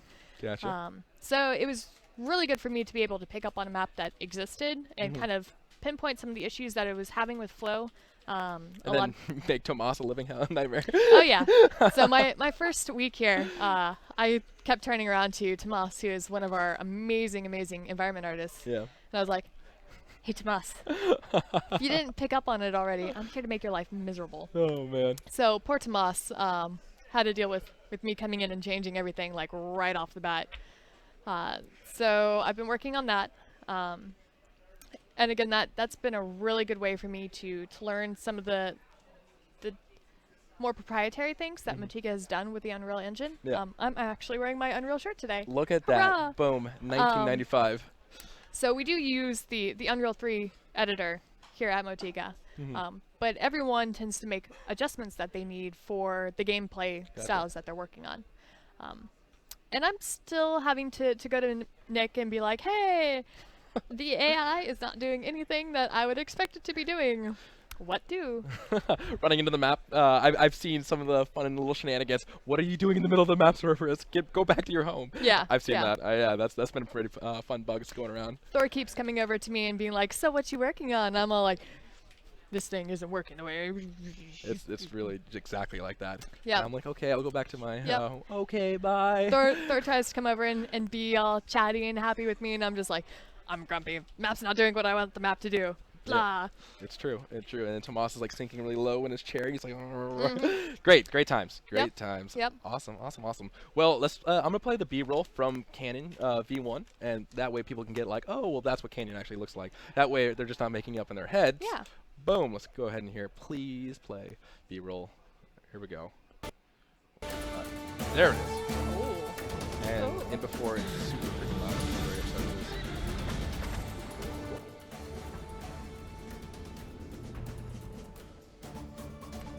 Poke her in the gut. That's what she did. Inna, no. Inna, absolutely not.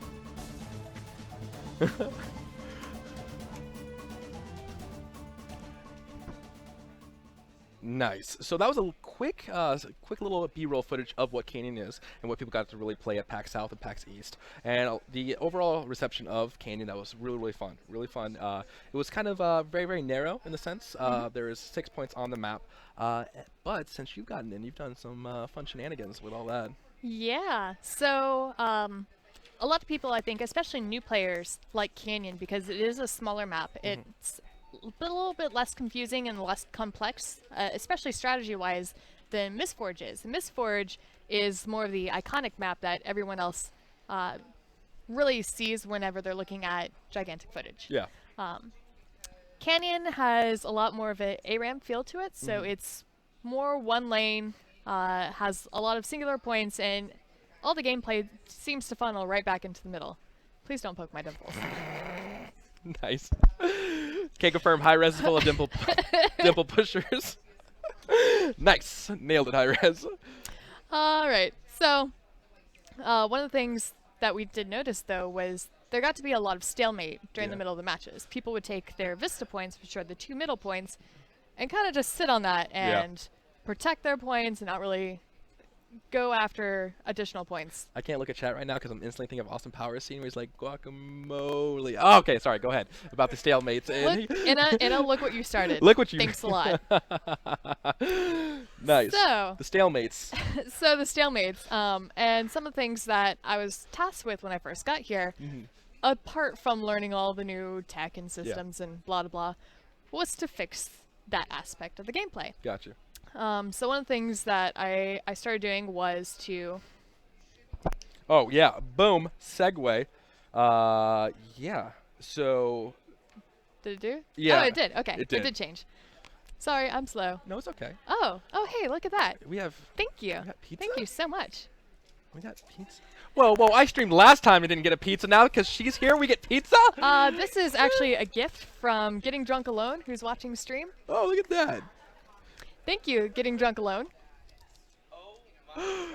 Man. Man. So one thing you'll notice in the new layout of the map, I'm making Nice. everyone jealous now, Nailed it. is that if you want to go back to the last frame, That's going to be an interesting thing. I probably should... Oh, there it is. Wait. yeah, so you can Nailed see it. kind of towards the middle that there are 2 entryways leading up into what's behind that wall, which is the Vista point. And what that meant was if someone was able to take that Vista point, usually the team who owns that point, they would just sit up there and snipe the other side. There was no real way to get in there and make a good push to try to take over that Gotcha. point and challenge the other team for it. Indeed. So if you want to go back to the next frame. So pushy. I know. Pushing MO hate, points, ladies and pushing gentlemen. pizza. Oh, man. So you can see for... What else like funny? You will never stick that pizza. No, you won't stick that pizza in your mouth multiple times as you're talking about the map. It's like the worst thing ever, streaming and eating at the same time. Kreen has done a very good job of it. I used to be able to go back, and this is not for interns. No. Anyways, go ahead. No, please, like no. Apox Are you on me. done? No, Are you done? are you good? So one of the first things I did was create more of an entryway that linked the Vista, or the cavern point, which you can see in this frame. It's to the left. No, I lied. It's to the right, to the Vista point on the left. Now you have a ramp that you can go up there and have a high advantage going into attack this neutral point. I also got rid of a lot of the cover that was in the middle. Yeah. I wanted to make running out there and challenging that other point be a bit more of a challenge. So that meant getting rid of a lot of the rocks. If you want to, go back to the last. So you can see there's a lot more rocks. There's a lot more little cacti brushes. And I went in through and just swept away most of that. Boom. Swept. Swept. Nailed it. Did Awesome. a little cleaning house. So it does make it more of a challenge to get around through on that. And it makes you more of a target It's true. when you're crossing from, okay, you've got your Vista point secured, you're going to go challenge this other Vista point. Gotcha. Gotcha. And some eagle-eyed viewers out there, if you guys were watching last stream, we talked a little bit about how lore gets. This is a great segue for you just to eat your pizza while I ramble on about lore. We talked about how we don't want to make lore really intrusive. We don't want to shove it in your face. We want to make it so it's exciting, but not in some weird website where you have to go through like tombs of information. And read books and yeah. Yeah, and there's definitely good things about that, but what we want to do is kind of really infuse our lore into everything. And if you're smart and you kind of go back to the last stream and see what he said, you guys might be able to see a little bit of changes in the map, and there's mechanical stuff, there's more machines. Yeah. Uh-oh. Did we go into detail about? Not particularly. I said a certain house may use that certain thing a little bit more, but that's about it. So that we're gonna have some more lore shenanigans soon. So, but it's your job to put stuff like that, and the artists Yeah, as well. yeah. So I work with the environment team to try to get more of those little tidbits of lore in there, and to sell it. So you'll see a lot more of the machinery set dressing throughout the newer versions of Canyon. Yeah. You'll see a little bit more of what the machinery is doing Gotcha. throughout the map. Uh-oh. I'll hint at it that way. What is the machine doing? Oh my gosh. Oh my goodness. All right. Not all of those details will be in for this next alpha build, but the one following that. Nice. Our one of our particle effects artists, Mark, he recently put in some of the more storytelling blips and zips. Blips and zips, Blips and and zips. meeping aggressively. Yes, Aggressively. That's and what you do. Yeah. Well, I haven't meeped yet on stream, so That's true. So we'll be good for that. Nice. Well, moving on to the next slide, Reno. Yeah, there we go. Right. What did I do here? Just things. Okay. Just things. So. Well, if you want, I can show you the slide after that. Maybe. Well, I actually know what I did here. Okay. So, towards the left, you can see where there's a couple of different rocks stacked on top of each other. I found a lot when I was playing. I would try to run up and go back to defend my oasis point and just run into this wall. Yeah. That was annoying. So I punched a hole in the wall. If you wanna. Boom. Boom. Now it's a lot easier to get in and out. It's also really interesting with some of the new Titan mechanics that are going to be coming into play a little bit later. Yeah, a big complaint about a lot of people that played the PAX South and PAX East. Some people are like, the Titans are amazing, but they really don't have like a soul, and they really don't feel like they do too much. Or they would come up and be like, it'd be really awesome if the Titans did blah blah blah blah blah blah blah. And we're already on that. We're like, that does sound really good, and possibly we could put something like that in there. So yeah, keep going. Yeah. Actually, I'm going to address one of the questions that that popped up in chat. The wires that you see around the meshes are actually the collision primitives. So that lets me, when I'm working, know, okay, is the player going to get stuck somewhere? Are they going to get wedged underneath a bit of rock and the terrain? And that helps me, smooth out those areas and make sure that I can catch most of those before they go out to the playtest servers. Obviously, I'm not going to be able to catch all of them. Yeah. And even in the next alpha build, there are some terrain issues that are still existing that we've fixed internally. Yeah. But unfortunately, past couple days we've been playing that build. People are raging. People are raging. Little cacti. Little cacti. There's that shelf that you love. Oh, I hate that shelf. Ah, I can't confirm. Thor hates shelves. Thor hates shelves. I do, but you did a really good job of opening up the map as far as like your back points go. Something I really really enjoy. You said you wanted to kind of bring that openness to the back points, because if you're retreating, you're like, oh crap, everybody's coming for me. Run, let's get out of here. Right, and part of the strategy of Gigantic is to try to get up your summon creatures and prevent the other team from keeping theirs up as well. Yeah. So this was something that we were seeing that wasn't happening in the original version of Canyon. Again, people would summon their 3 points and just sit on them, and then there'd be a stalemate until the clash happened. Yeah. And punching more holes in walls, which is fun to start with. This also opened up the map experience to flow a little bit better and get a little bit more circulation for back capping and for, being more aggressive to another team. Indeed. And not only does it let you kind of go back and defend your points, but also gives little back cappers a little bit easier to kind of swiggity-swooty going through that map booty and kind of hanging out and getting out of there. I can respect that. And while it's not impossible to catch the back cappers and stuff like that, because again, it's easier for people to defend, it just kind of opens it up. It makes it feel a little bit more alive, and like the Canyon has in life and an essence. So moving right along here to the next one. Boom. Hey, hey. Oh you put no, this it's all on- fun and on games. Evan's I mean, I don't desk? know. No. She has her or pizza. Toomey? Okay, yeah, you can have a slice for Toomey rent. betrayed me. You were supposed to have that pizza the whole entire time. Anyways, all right, next Bum, slide. bum, bum. What was that? The AOL noise? No. Okay. All right, moving on to the next slide. Don't I eat. just- Don't eat the pizza. I don't know. Just hold on to Yeah, it. It's all fun and games. I mean, till you could people have get put pizza. it down on top of this box. I guess I could have put it on the box. Whatever. Somebody stole. That's my lunch. Lunch is delicious. Thank you very much. Getting drunk alone.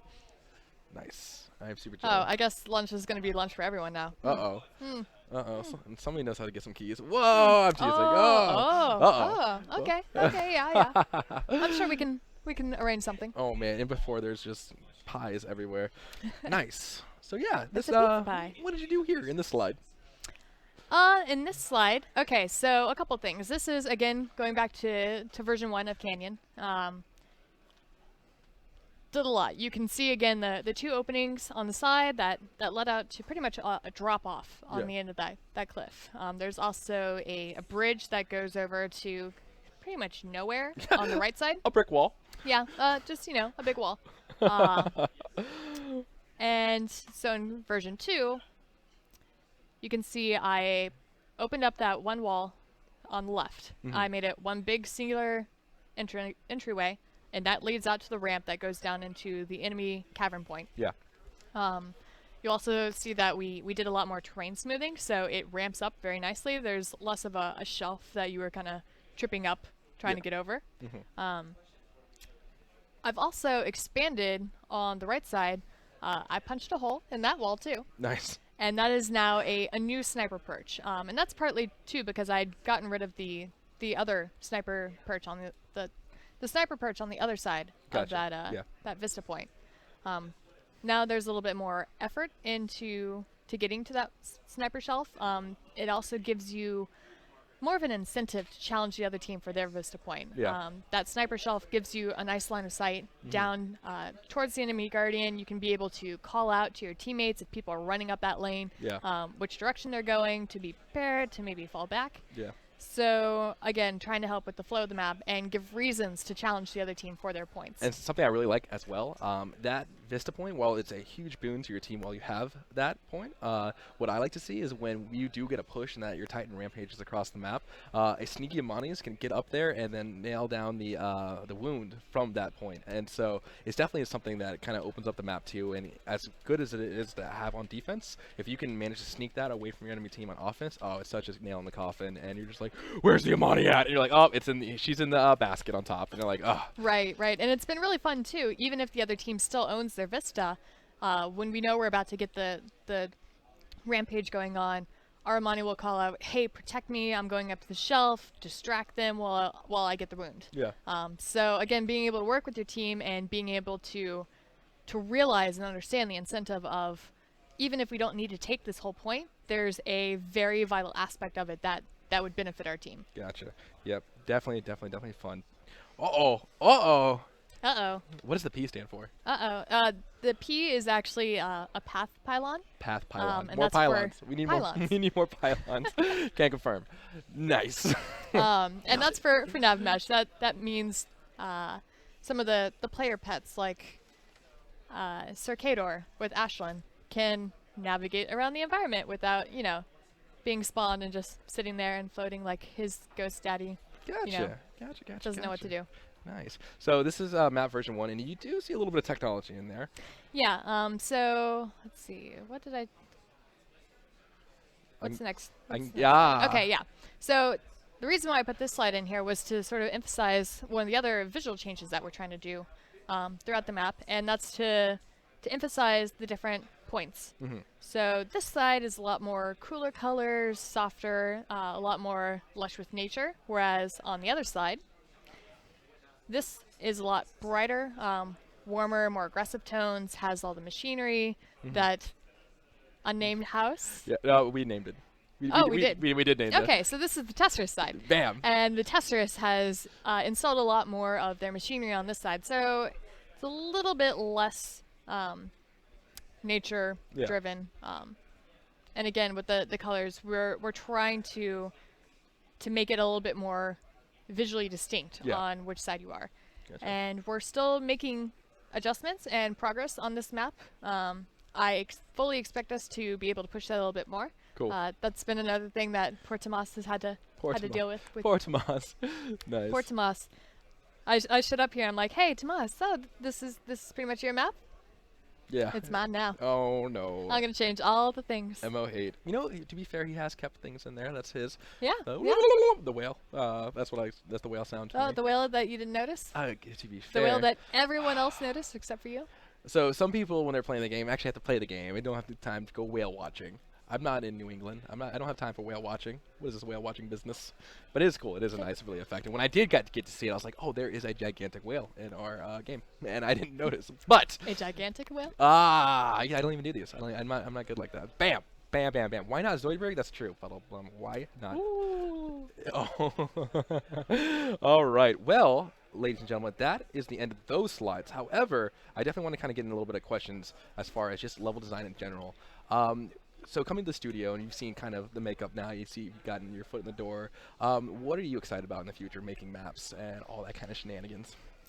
You know, I think my favorite part would be just how many ideas that get generated here. Like, everyone here has a say in what's getting developed. Everyone can point out things like characters being OP. And I'm not saying Vidasi is, but you know, everyone is Go free ahead, to so- voice go their ahead- opinion go ahead and about tell me that. how- okay. And everyone else is free to argue against that. But even some of the ideas that come up during general playtest, like, oh, what if we had an area that did this? Yeah. Well, maybe that won't fit in this map, but we can definitely mark that down and save it for a future map. Yeah. And being able to explore different ideas with that. One of the things that when I was interviewing here, Finney really mentioned to me was he wanted this game to feel very fable-like, like classic fairy tales. Gotcha. And not all fairy tales are Disney, warm, fuzzy. Warm fuzzy. Uh, That's the scientific name, by the way, out there in chat. yeah, warm, fuzzy, Disney. warm, fuzzy. And we talked over different ideas where we could take that. That would not only make for exciting and interesting new locations for the gigantic world, Yeah. but also help change up the lore a little bit and help players understand more what's going on within this world and why these characters are fighting Gotcha. and why you have the guardians and why you're supposed to protect them. And that just was super, super exciting and super inspiring to be able to Yeah. listen and get excited about all these different ideas that were coming out. Gotcha. Yeah. Nice. So Malcor asked the interesting question. He quoted your work from past games, and he said one of his favorite parts was the kind of verticality of a certain map. Do you have any plans on adding that? And thinking in the future, I know of one map in particular. Oh, here it comes. Everybody can confirm. Oh, there's a secret map out there. One map has There's lots of secret maps. There is lots of secret maps. So many secret maps, so little time. That has I can think of one instance in particular where the clash happens and they have a big vertical spot. But how are you going to work in vertical spots? And do you think the idea of more of a down to up map is going to be fun, interesting, or how are you going to approach that? I mean, I'm always open to exploring ideas because I might try something out and be like, guys, listen, I have this idea for a brand new map. It's going to be super cool. And we can get in there and it'll just play like poo. Yeah. And then at that And point, I nobody need likes to. playing like poo. That's Yeah, just nobody. right. But at that point, you know, you need to take a step back and be like, this map is a poop. And we just need to analyze what did we like in it and what wasn't quite working out for it. Yeah. I am not a stranger to scrapping maps if they're not working well. Yeah. Sometimes it's just I can always tell when you scrap a map because you're like, "Brrrr!" And then like there's like a rustling of angry arms and Yep. like I get out my notebook and I have a whiteboard that I use underneath my desk, Yeah. and I'll pull that out and I'll start going back. And what I like to do when I'm in my level design process is to have bullet points of what I want each map to function as. Like, Yeah. I might have a setting or just a theme for the map. It might be like a big forest map or a canyon map, shall we say. or a snow map. Or a snow map, or a city, or, you know, like some generic term that I can use to help Tomorrow's gonna be on Reddit. It's gonna be like Snow City and map confirmed. Oh Snow no. City Forest map. Yeah. Every single one wrapped up in one. Right. But that way I have these ideas in the back of my head to help me with ideas for design flow. Yeah. The way I would approach designing a city map would be a lot more blocky, a lot more structured than I would maybe a forest map. So I do that in my process. With a game like Gigantic that does have a lot of super jumps and things like the grappling hook and teleports, and even these huge guardians that can fly and tunnel around.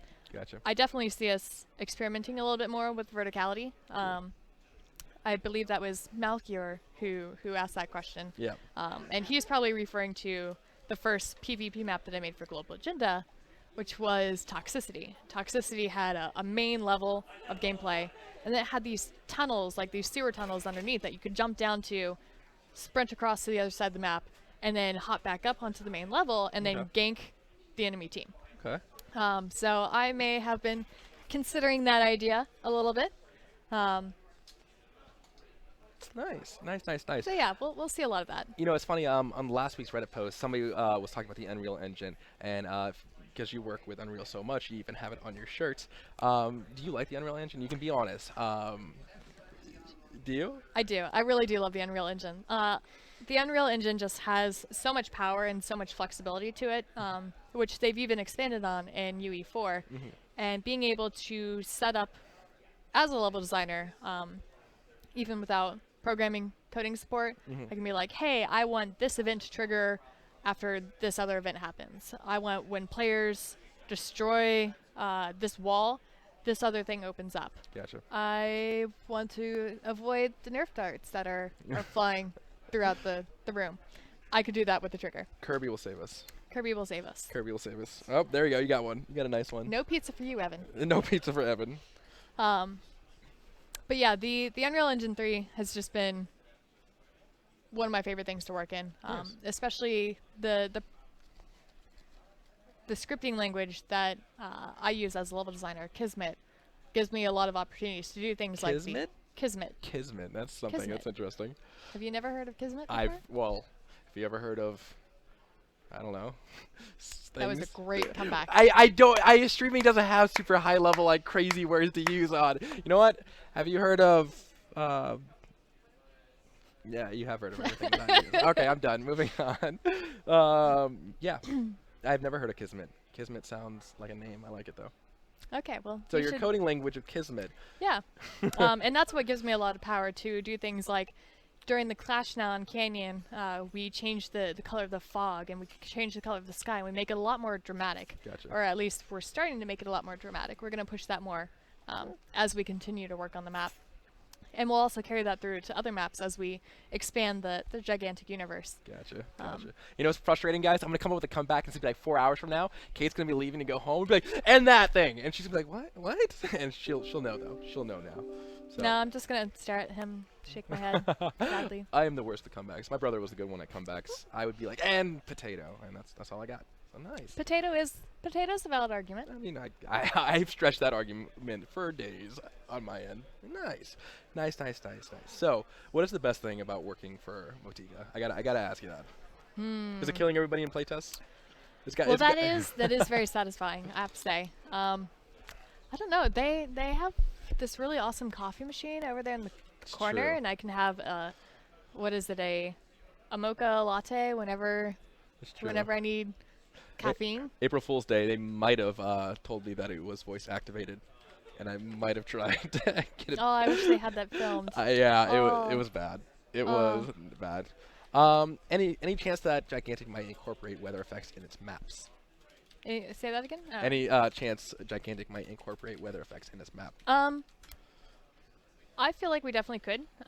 It would just take a little bit of finessing to do, especially depending on how it's rendered. Yeah. We would be able to do things like, snow maps. We did that in Tribes too, where it was mostly a camera effect, so it was totally independent of the gameplay itself. Okay. I don't see us being super resistant against that. It's just working that into performance. Yeah. Performance is always the number one thing. The second biggest thing is making sure it plays well. Yeah. Like, Indeed. if you're not having fun, then what's the point? Yeah. 10 FPS, super fun. Yay! But we have rain. But we have the rain. Yeah. Always important. Yeah. Things like more complicated things like day and night cycles, where you get into a lot of the dynamic lighting. That might be more of a concern, especially for me. Again, thinking about performance issues. Yeah. But weather effects would definitely be able to. We'd be able to Cool. slip that in. That'd be fun. That'd be fun, and it's cool because Mistforge does have that dynamic change. The river dries up, Right. and then the map changes astronomically, and it really goes into a whole different feeling. So, moving on, I'm really excited. I'm really, really excited. One of the questions again was, what is your just take on maps in general? Like, again, we can't get too much into it because it is alpha, and we have to keep some cards close to our chest. But we did hire you to make maps, stuff like that. So there are going to be more than just. I gotta think in my head how many maps we have, because I don't want to be like, we have 10 maps in production. No, that's not true at all, folks. But Well, I mean, usually the thing with map design is it's such an iterative process. So even with Canyon, we've probably seen about 10 iterations of Canyon, even Yeah. since I've been here. And that's not necessarily like huge sweeping changes. That's 2015, bring back the tunnels now. it might be something as, we had tunnels that we added into Canyon at one point. But it felt like that really divided the gameplay, and that wasn't what we wanted from this ARAM-esque type map. Yeah. So I had to take a step back and kind of look at what we were trying to achieve and how best to achieve that with the existing map. So, I mean, we've gone through and scrapped quite a few ideas, and that's just the process of level design. We might have 10 maps going at any one time, and 2 might be Yeah. actually worth play testing further. Yeah. Yep. Thor should not be wearing the panda hat behind him. Boom. Anyways. You're wearing a panda hat? No, this isn't a panda hat. It's a fat panda, guys. I people keep giving me it's things. so soft and fluffy. It really is soft and fluffy. Oh, Yeah, I'll have Kirby. You can have panda.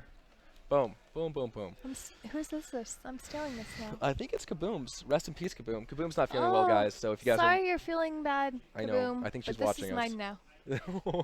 That's real good. Beating up on a sick person. Gosh, Mo hate I'm living not beating up on her. I'm just stealing her things. stealing a panda. Nice. So why not adorable rats on the map? That's because we have adorable rat things on Taito.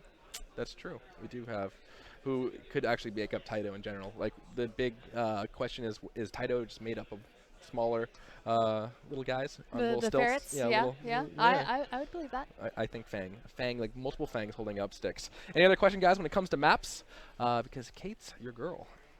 Uh-oh. M.O. Flap Flap, best Kaboom. Yeah, M.O. Yeah, Flap Flap. Mo Flap Flap. That was you. No, that was, well, I came up with the name. But we couldn't have possibly made Kaboom do the dance. That's completely true. It was so beautiful, so majestic. Indeed. Majestic Flap Flap. All right, are there any other questions for me from chat? I know we had a couple scroll up that I kind of missed, but Yeah. What is the device I'm holding? that's his keyboard. That is my keyboard. That is my keyboard. Yep, keyboard. Are you guys looking at heroes or map ideas from the community? So our Reddit does have a post place where you can post hero ideas. So there is. Oh my gosh, somebody touched me. I don't know. Oh, it was just Evan. It's okay. So I think one of the things I love about our community is that we're always talking to you guys, and if something has a cool idea and you guys think of it, we're not gonna be like, oh well, you know what, Chujin thought of that idea, so we can't use that one. No, we'll definitely talk. And I know you're very vocal with the alpha community, which is unfortunate because a lot of people don't get to see that, but you are on the forums, you do get to talk. I And don't get to see that yet. yes, very soon. TM. Yep. Level design with tutorials. Board Brit Gamer. Well, first of all, I'm going to say I am in the process of making a gigantic tutorial. We have had some discussion about maybe me streaming some future level design things, but I believe Troy has to approve all that, and then we Yeah. have to work through NDA type issues. I don't know necessarily that we'd see that during alpha, but maybe once we get more into open beta, I would really like to do something like that, and kind of talk through my process and Yeah. show people That'd be really a interesting. bit more of the less glamorous side of level design, which is I need to make a volume here, and now I need to make a blocking volume here. Nice. Hurrah! Nice, nice, nice. And a really exciting thing I get to do for you guys is really highlight our development talent. And we have so many amazing developers, but an example of what you just said is like when you guys can sit down and talk with Kate and chat and have that really one-on-one experience, and you'll be able to, you know, in your own time, own pleasure, just kind of hang out with chat and really design. You could maybe design a map for them, and you'll call it the hate map or something. But nice, it'll be amazing. Really exciting, guys. Will this tutorial be big or blank? The tutorial will probably cover a bunch of different things. The map itself, I have lots of plans for. Lots of plans for. Nice. And that's pretty much as vague as we can get to. Yeah, but yeah. the tutorial itself, I've been following all the different new user experience threads on the forums, people who post their first impressions. Board Brit Gamer had originally posted his thread being... Oh, sorry. Speaking of breaking NDA, my bad. Board Brit Gamer was talking in chat earlier Yeah, about some really good things that people need to or feel like would be useful in a tutorial. I mean, that's Yeah. really good. That's a really good idea. So I've been keeping my eye on that, and along with my own notes too, being Yeah. relatively new to the game myself when I first started working here. Hey, look at you, you're a pro now. Yeah, Pro yeah. Vidasi on a broken character. Yeah. I'm kidding. It's not broken. I Don't know. nerf. Don't nerf me, Finny, please. In Finny we trust. Infinity we trust. Nice. Will maps make work Lore in the world? I heard you didn't want Lore to be in Future Players. Yeah, so Burnt Castell, we definitely, we kind of talked a little bit about it earlier. I can actually show you an example of that. Where is your slideshow? So for an A Did and you B. completely butcher my name? I You didn't. What? did. I did actually. Well, you know me in words. Not too good. So Burnt Castell, just an example of how you can show lore in a map, just like this. So again, if you watched our stream last week, you'll kind of understand what I'm saying, and if you want to go back and watch that. But the difference between before she got here and after she got here, and especially going forward in our beta, and where more and more things get put in, where it gets to tell the story, I definitely encourage you guys to go and try to kind of piece together the lore, because it's actually out there and it's exciting. Right, and we're going to continue, especially with some of the newer upcoming maps that we're working on in the background, talking over ways to help sell lore in Yeah. more subtle ways, you know, reasons about